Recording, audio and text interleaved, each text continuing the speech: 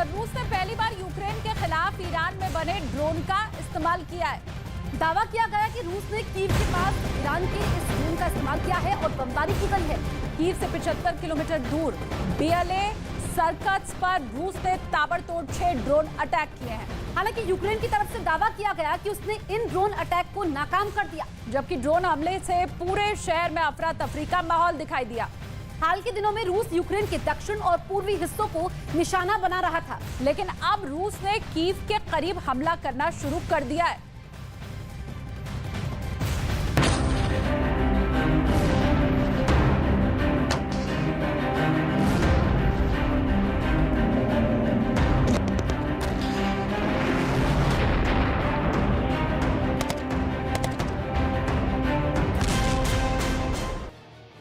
Ukraine पर हमला, Kyiv फिर दहला। पहली बार ईरान के ड्रोन से अटैक। कीव की फिर घेराबंदी में लगा रूस। पहली बार, जी हां पहली बार, यूक्रेन के शहर रूस के उस ड्रोन से निशाना बने जिसे रूस ने ईरान से खरीदा था। एक बार नहीं, 2 बार नहीं, ताबड़तोड़ 6 ड्रोन से यूक्रेन के शहर पर अटैक हुआ। रूस के ड्रोन ने कीव के करीब ड्रोन हमले से कहर बरपाया। कुछ मिनट में शहर का हुलिया बदल दिया। शहर की इमारतों को ड्रोन से निशाना बनाया। ड्रोन से हुए हमले में यूक्रेन के शहर को भारी नुकसान हुआ। रूस ने ईरान के जिस शहर को निशाना बनाया वो कीव से करीब 75 किलोमीटर दूर बीएलए सर्कट्स है। इस शहर पर ड्रोन से हुए हमले के बाद अफरा तफरी मच गई। बताया गया कि इस हमले में कई लोग भी घायल हुए। ऐसे तो रूस पहले ही यूक्रेन पर ताबड़तोड़ हमले कर रहा है, लेकिन ऐसा पहली बार हुआ जब रूस ने यूक्रेन पर हमला करने के लिए ईरान के शहीद 136 ड्रोन की मदद ली।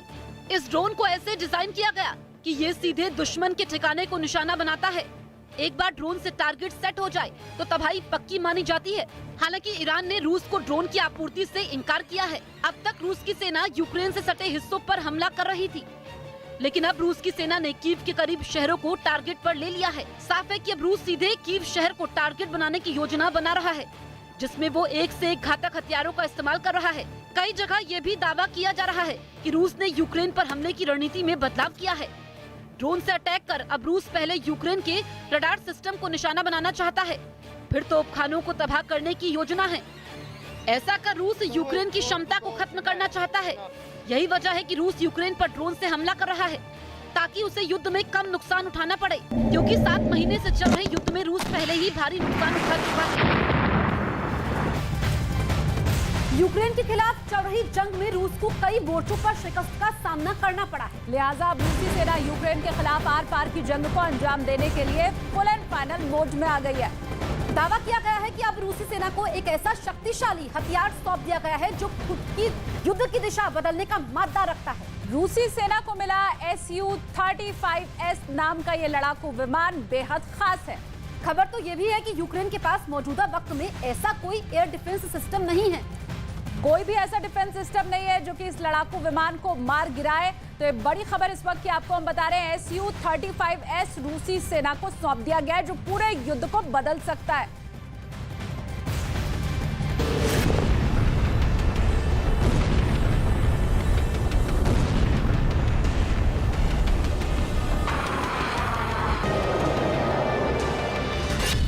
रूस का सबसे बड़ा गेम चेंजर,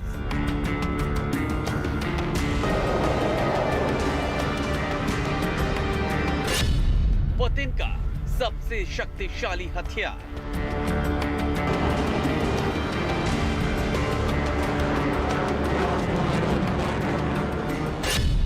यूक्रेन से भिड़ेगा रूस का बाहुबली।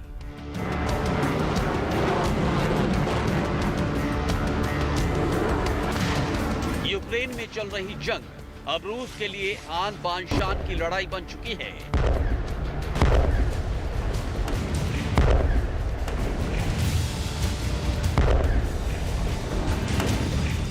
रूस ये बताना चाहता है कि यूक्रेन में अभी तक सब पुतिन के मन मुताबिक हुआ।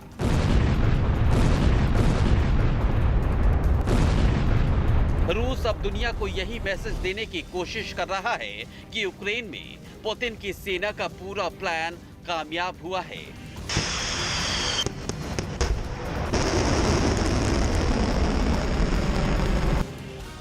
लेकिन ये मैसेज देने के लिए पुतिन को यूक्रेन की जंग में उस बाजी को पलटना होगा जो फिलहाल ज़ेलेंस्की के पाले में जाती दिखाई दे रही है।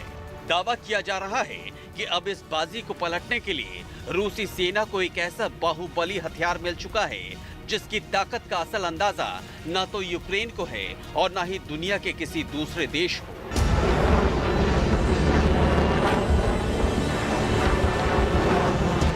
यह है रूस का शक्तिशाली फाइटर जेट Su-35S।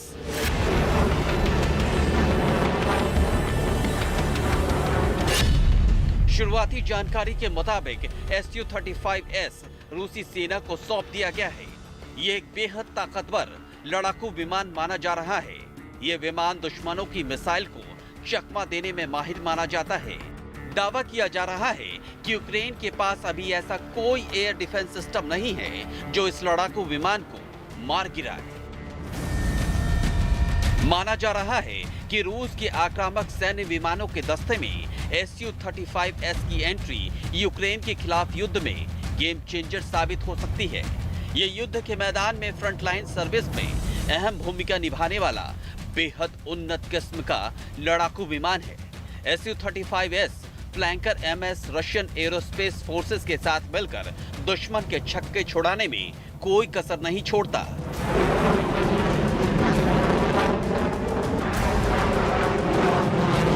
दरअसल मौजूदा वक्त में ये बात साबित हो चुकी है कि रूस को वायुसेना की लड़ाकू क्षमता को दुरुस्त करने की बेहद सख्त जरूरत है। इस जरूरत को पूरा करने के लिए Su-35S पूरी तरह मुफीद बैठता है।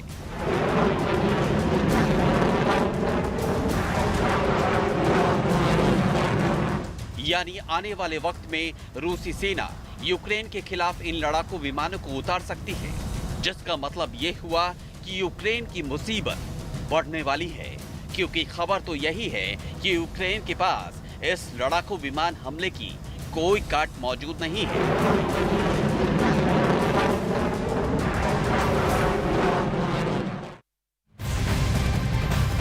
उधर यूक्रेन पर हमले का एक नया वीडियो सामने आया है। वीडियो रूस के रक्षा मंत्रालय की तरफ से जारी किया गया है, जिसके जरिए दावा किया गया कि रूस की सेना ने यूक्रेन के सैन्य ठिकानों पर हमला किया।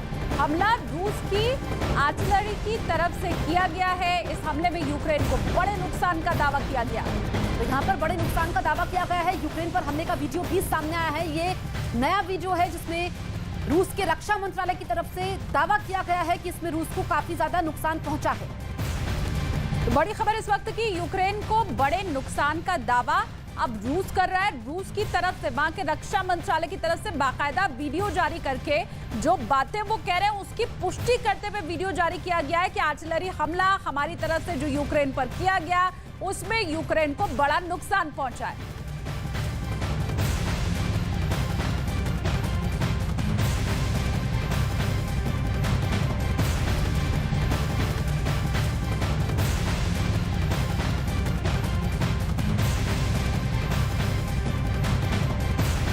तो यूक्रेन पर रूस का लगातार हमला जारी है। वो अब ईरान के ड्रोन से भी हमला करने लगा है। बिल्कुल, और रूस के इन हमलों से यूक्रेन में तबाही का मंजर दिखाई देने लगा है।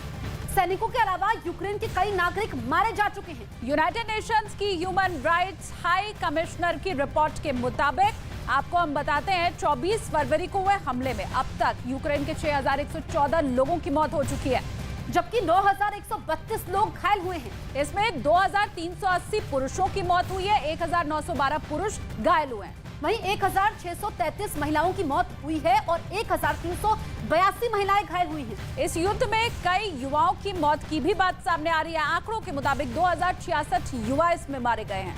वहीं 5612 युवा घायल भी हुए हैं। इन हमलों में 35 बच्चों की मौत हुई है। 226 बच्चे घायल बताए जा रहे हैं। अकेले सितंबर महीने में 299 लोगों की मौत की खबर मिली है और 923 नागरिक घायल हुए हैं।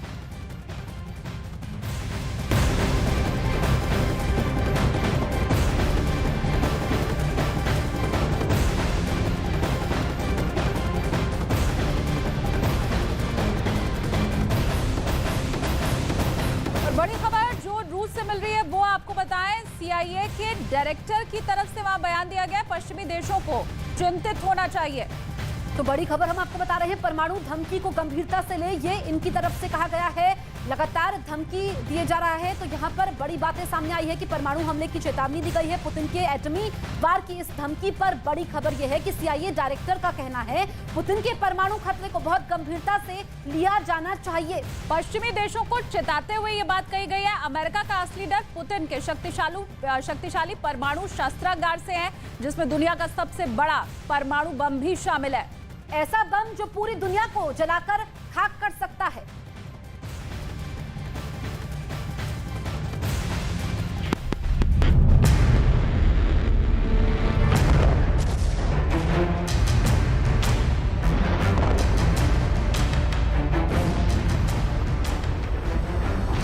क्षण सेकंड में सर्वनाश।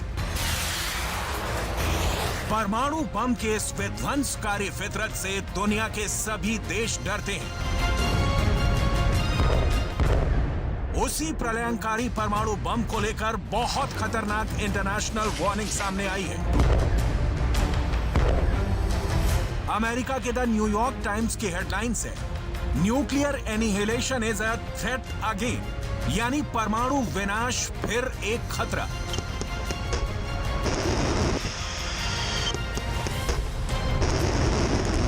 अगली हेडलाइन CBC न्यूज की है। इसमें साफ साफ शब्दों में लिखा है, पुतिन की धमकियों पर परमाणु विशेषज्ञ नजर रख रहे हैं। अब पुतिन और परमाणु युद्ध से जुड़ी सबसे बड़ी हेडलाइन देख लीजिए। यूक्रेन की कीव पोस्ट में अमेरिका के CIA डायरेक्टर के बयान को ही हेडलाइन बना दिया गया है। लिखा है, पुतिन के परमाणु खतरे को बहुत गंभीरता से लिया जाना चाहिए। CBC न्यूज से बात करते हुए CIA के डायरेक्टर विलियम बॉन्स ने जोर देकर कहा है कि पुतिन की परमाणु बम वाली चेतावनी को नजरअंदाज नहीं किया जा सकता। यूक्रेन में पुतिन के परमाणु हथियार के इस्तेमाल के खतरे को गंभीरता से लेने की जरूरत है। हालांकि अभी तक इसका कोई व्यावहारिक सबूत नहीं है, लेकिन पश्चिमी दुनिया को चिंतित होना चाहिए।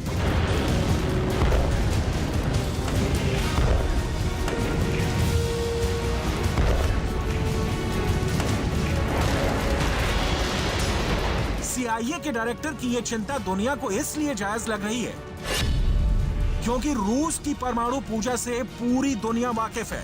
पुतिन के शस्त्रागार में सबसे अधिक परमाणु हथियार हैं। दुनिया का सबसे बड़ा परमाणु बम है, जिसे ना तो अमेरिका नजरअंदाज कर सकता है और ना ही यूरोप। पुतिन के शस्त्रागार में ऐसी मिसाइलें हैं जिनका टारगेट यूक्रेन, यूरोप या रूस ही नहीं, दुनिया की तबाही तक पहुंच सकता है। इसीलिए पुतिन की महाशक्तिशाली परमाणु मिसाइल से पूरी दुनिया टेंशन में है।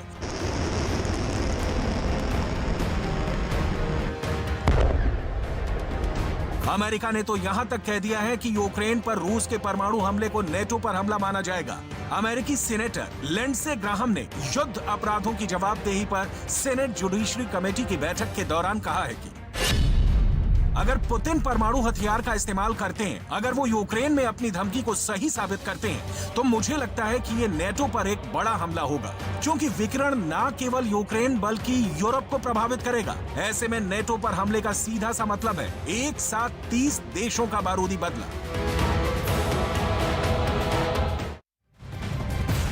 पुतिन की परमाणु धमकी को लेकर नेटो की तरफ से पुतिन को गंभीर परिणाम भुगतने की धमकी दी गई है।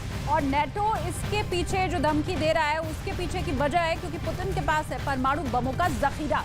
पुतिन के पास ऐसा बम है जिसका तोड़ किसी भी देश के पास नहीं है।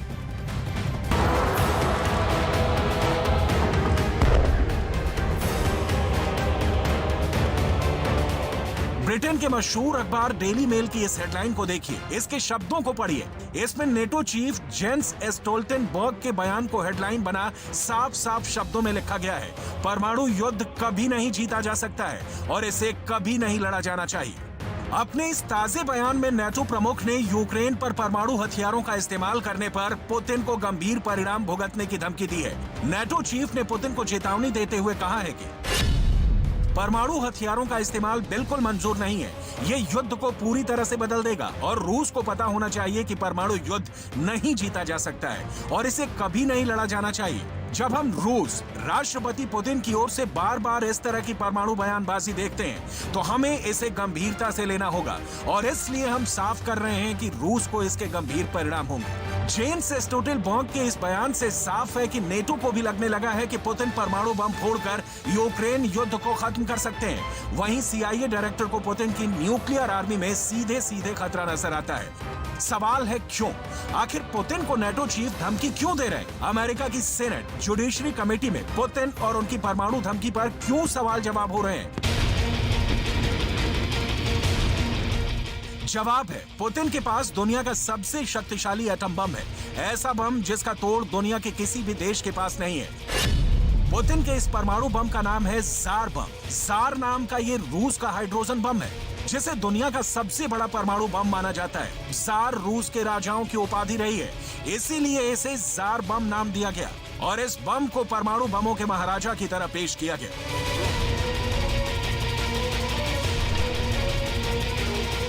कहते हैं अगर रूस का ज़ार बम गिरा तो धरती का जर्रा जर्रा थर्रा जाएगा।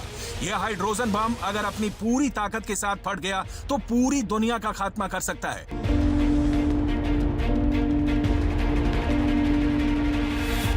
रूस ने इस बम को 1961 में बनाया था, लेकिन इसके टेस्ट का वीडियो रूस ने 60 वर्षों बाद दुनिया को दिखाया। ये वही वीडियो है। ज़ार बम इतना बड़ा था कि इसके लिए खास लड़ाकू जहाज बनाया गया। परमाणु हथियार, खासकर परमाणु मिसाइलें लड़ाकू जहाजों में रखी जाती हैं, लेकिन ज़ार बम इतना बड़ा था कि उसे विमान से पैराशूट के जरिए लटका कर रखा गया था। 30 अक्टूबर 1961 को ज़ार बम का टेस्ट किया गया।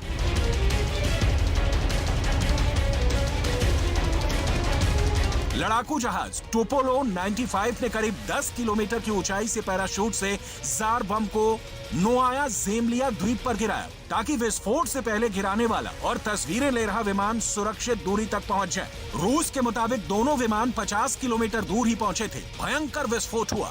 विस्फोट इतना भयंकर था कि पूरी दुनिया दहल उठी।